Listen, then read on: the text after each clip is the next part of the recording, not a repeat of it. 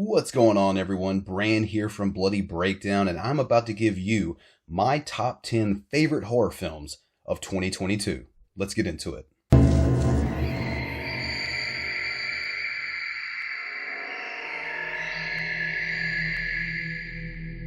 So 2022 was another stellar year in my opinion for horror.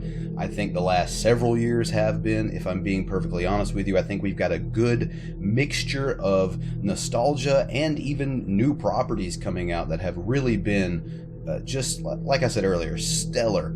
Amazing last couple of years in horror, and I really do enjoy at the end of every year kind of compiling and bringing together what I enjoyed most from my favorite genre in film this year. So without further ado, let's go ahead, jump right into it here at number 10, as top 10 lists do tend to start with.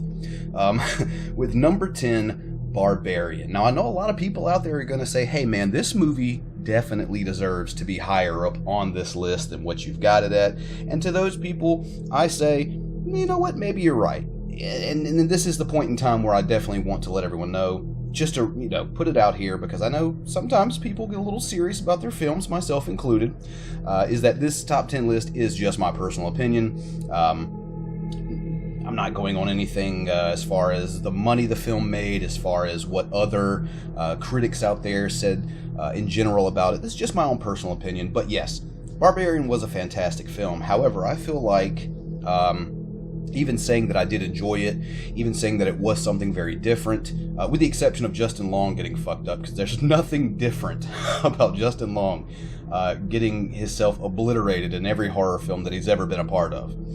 However, like I said, I did enjoy Barbarian, but I think stacked up against some of the other heavy hitters, in my opinion, in 2022, they did impress me more than Barbarian. But I think this list, I'd be remiss without at least mentioning Barbarian this year.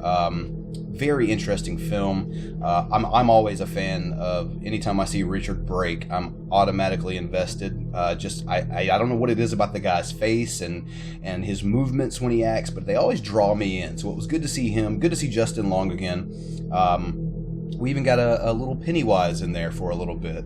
But it was a very entertaining, very different film, and I did appreciate it. And for that reason, we're going to put it at number 10. So let's move along here to number 9, and it is the prequel to another film that's going to appear on this list. I am talking about Pearl. What a batshit crazy, balls to the wall slasher film. A prequel coming out the same exact year as its original film, due to it being filmed simultaneously, gave it that air of continuity, I suppose, that a lot of other films don't get. I mean, you look at a film like Halloween 5, where the meek-looking everyday family from that era's house turned into Dracula's castle. That type of thing. You have a little bit more of that continuity when you film these things on the same sets, in the same time frame, that you don't get everywhere else. And I thought Pearl was a really good example of not just that, but also giving us a different look to not only the character of Pearl, but just a different side to a slasher.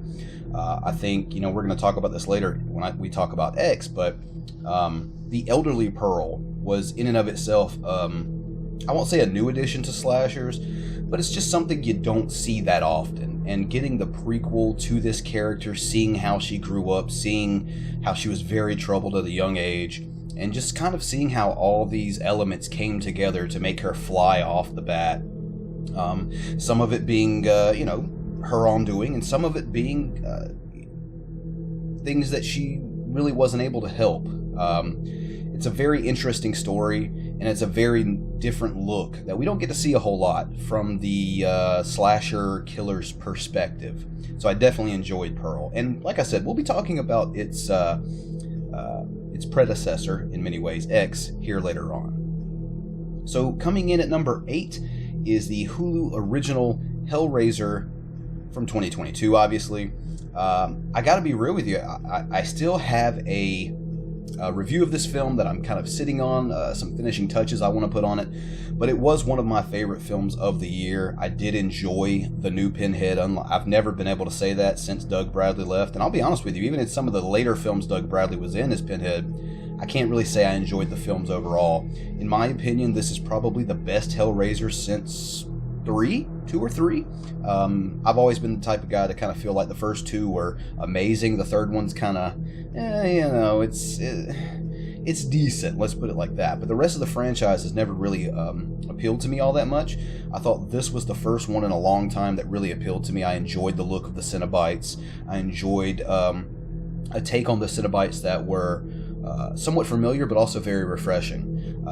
And I think really my only complaint about this film was just the overall sheer stupidity of the protagonists. They're a little difficult to cheer for, but if you just look at the movie from the perspective of, how long has it been since we got a good Hellraiser film, at least to the level of the original 2 or 3, it's been a while, so I would be remiss not to mention this film, and honestly not to put it on the list somewhere. Coming in at number 7 is Terrifier 2. Now, this is a series that I did not get into until here recently. I know the groundwork for this series was laid back in All Hallows Eve. There was a Terrifier short, and of course the original Terrifier film. I did not get into these movies until after the release of Terrifier 2. I went back, I watched all of it, I instantly was thrown back to some of the days of your more violent, batshit crazy slashers. And even though I think that some of the films are, hit or miss as far as I feel personally, I really thought the Terrifier 2 had a lot that the original Terrifier and the All Hallows Eve bit were missing. And, a strong type of final girl character, some other supporting characters that are a little bit more fleshed out. I just felt like Damien Leone did a much better job in this film, in my opinion, than some of the previous stuff. Not that I don't like some of the previous stuff, but I really think he hit the ball out of the park with Terrifier 2. Absolutely enjoyed this film, and to anyone out there who really loves the gory side of slasher films, I would say check this one out if you haven't already. Coming in at number 6, we said we were going to talk about this one, and here it is. I am talking about X. This one I put above Pearl for the simple fact that I really did enjoy this one a whole lot more than Pearl. Like I said, I enjoyed Pearl, but this one I really enjoyed some of, even the dialogue is very engaging. They're talking about, different people's perspectives of the adult film industry, of pornography in general. It was really interesting dialogue between characters that you don't normally get in a lot of these type of films. And just overall, the gore was really good. Like I said earlier, I thought it was cool seeing a different type of killer that we're not necessarily that we haven't seen it before, but we're really not accustomed to seeing it, and done, in my opinion, in a much better, much more detailed way than we have seen from this particular type of character out of the past. I love X. I absolutely love Pearl, and I cannot wait to see how this trilogy comes to a conclusion, hopefully next year with Maxine. Coming in at number 5, we're now halfway through this list. We are looking at Jordan Peele's Nope. Now, this is another one that, in my opinion, ends up on the list, not just because of its amazing cinematography, not because of its relatable and interesting characters, but also for the sheer fact that Nope, in and of itself, it's something that I don't think I've ever really seen before. It's something totally different, out of left field. It breathes new life into this genre and subgenres that it also belongs to. And once again, in my opinion, Jordan Peele really is killing it. 3 films with himself behind or in the director's chair, rather. And I don't think any of them have ever topped Get Out for me. But certainly Us and Nope are fantastic films that we're seeing horror from a different perspective, and I absolutely love that. It's one of the most important things in a day and age where a lot of things are reboots, sequels, requels, prequels, whatever, things of that nature. A lot of things are very franchise bound and based. People are looking for that injection of nostalgia, and I'm not saying there's anything wrong with that. I don't believe there is, but it's very good. It's very refreshing to see new takes on these things, fresh IPs out there that eventually probably will end up being those franchised to death installments and things like that. But for right now, it's something fresh, it's something new, and a lot of people really want that. So I love Nope, and definitely, in my opinion, belongs on the list of best horror of 2022. So coming in at number 4 is another Hulu original. This is Prey, another prequel, this being a prequel to the Predator franchise. And a lot of people, you're always going to have a lot of people shit on these types of films that go out and put a minority or a female or, what have you in these leading roles, even though this entire genre, and specifically some of the subgenres I've been talking about here, you always see women in these roles. It's kind of a tradition, so I don't know where all that argumentation comes from, but personally, I absolutely loved Prey. I thought that it had some cool callbacks to the franchise, especially the first two. I thought that it had some really cool moments. Not a perfect film. There are some time disparities here and there, but overall I just felt like the film was really well done. I felt like it was really well shot. I felt like the characters were very relatable, even though they weren't from the same time era that I am. So that should tell you something. I thought it was well written, and quite frankly, that movie should have been released into theaters. To this day, I don't see why it was not, but here it is, coming in at number 4, Prey. So number 3 is The Black Phone. Here's a movie that I waited a while to see because the trailer really drew me in, and then we didn't see it for quite a while. It was postponed. Originally supposed to be a 2021 release, but we did get it toward the beginning of 2022, and the wait was worth it in my opinion. Absolutely loved it. Once again, I thought it was a unique take on a couple of different tropes and subgenre type things kind of coming together to form something that, if I've said it once, I've said it 1,000 times. I really enjoy that familiar but different sense, and I think we get some of that here. And also, it's another original horror film, and you have so many people talking about, wanting to see something new, wanting to see something fresh. And I think The Black Phone, just like Nope and X, seem to fall into that type, and even Barbarian seem to fall into that type of category. So anyone out there who's saying that there's nothing new out there in the horror genre, you're dead wrong, because especially the last few years, we have been getting a lot of nostalgia-based franchise stuff. But we've also been getting a whole lot of original material that if you're not checking out, you're missing out. And The Black Phone is definitely one of them. Very interesting, very scary, very eerie. I absolutely love the antagonist from this film. Love the child protagonist from this film.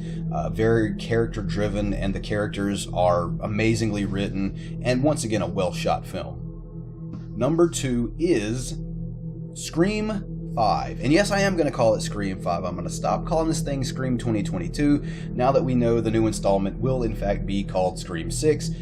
This is Scream 5. I don't give a shit what you say. It is what it is, even if it's nothing more than headcanon for me.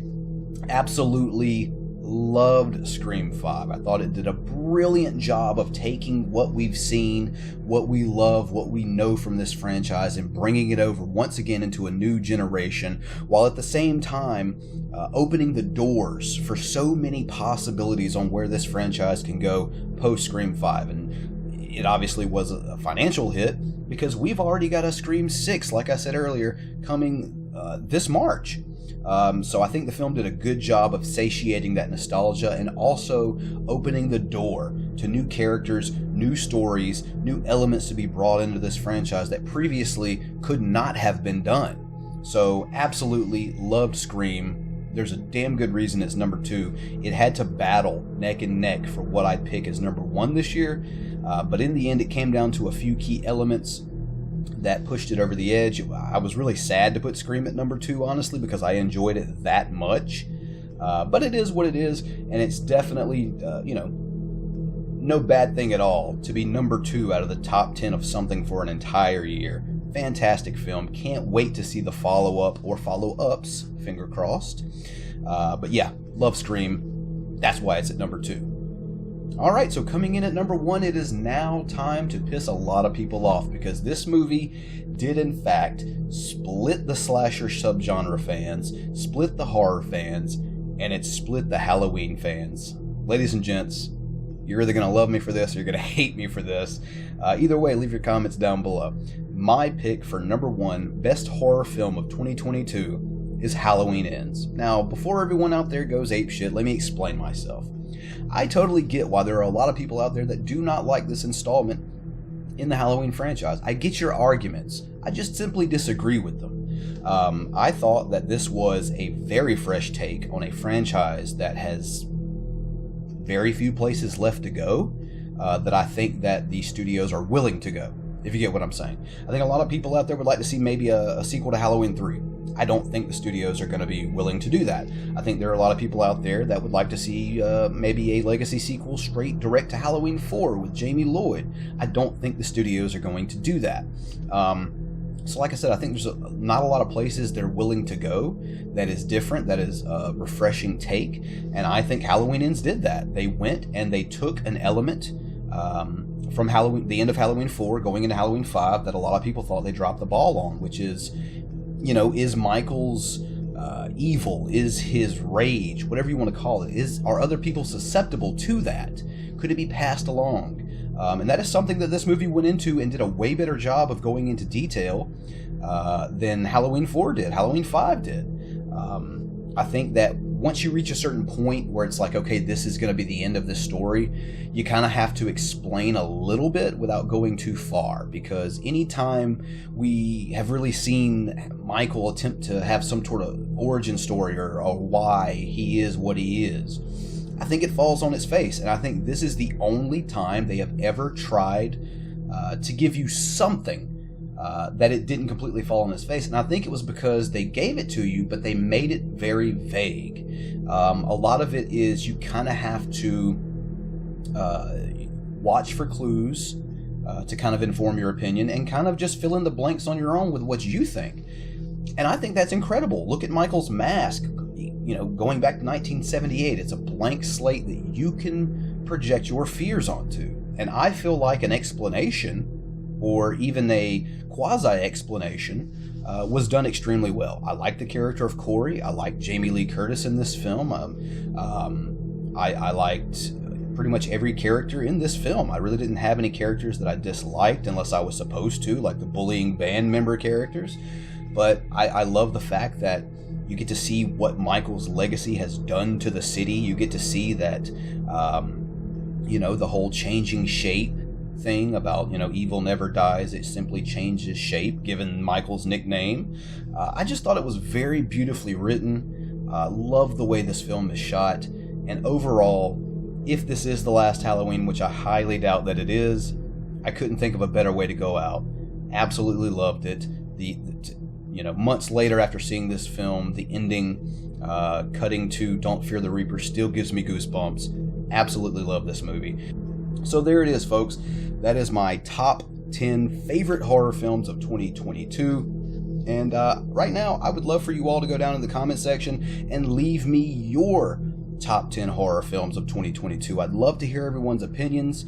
Of course, there are some horror films I'm sure that I missed this year. I try to watch as many as I possibly can, but I know it's not possible for me to watch everything. So maybe you all can educate me on some films I missed, or even if not, I'd love to see how you rank 2022 as it relates to horror films. So there it is, folks. Like I said, leave those comments down below. Check the description section while you're there. A couple of links to support the channel, follow me on various social media, leave a like before we depart from one another today, and if you haven't already, go ahead and subscribe. That would be that'd be groovy, as Bruce Campbell would say. So once again, with that said, there's the list. I'm Bran, and you just got my bloody breakdown on 2022 horror.